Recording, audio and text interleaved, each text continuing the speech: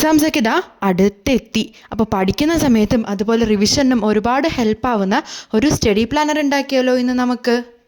അതിനാദ്യം കുറച്ച് പേജസൊക്കെ എടുത്തിട്ട് കട്ട് ചെയ്തെടുക്കുക. അതിന് പുതിയ പേജസ് ഒന്നും വേണ്ട, നമ്മൾ ഉപയോഗിച്ച് പഴയ നോട്ട്ബുക്കിൻ്റെ ബാക്കിൽ എന്തായാലും കുറേ പേജ് കാണില്ലേ, അതൊന്ന് കുറച്ച് എടുത്തിട്ട് വന്നിട്ട് അത് കട്ട് ചെയ്തെടുക്കുക. ദെൻ ഞാൻ വെറുതെ ഒരു ഭംഗിക്ക് വേണ്ടിയിട്ട് ഒരു കളർ പേപ്പർ എടുത്തിട്ടുണ്ട് ഫ്രണ്ട് കവറായിട്ട്. ദെൻ അതിൽ കുറച്ച് ക്യൂട്ട്നെസ് വാരി വിതറാൻ ഗ്രിഡ് ആണ് ഞാനിവിടെ വരച്ചു കൊടുക്കുന്നത്.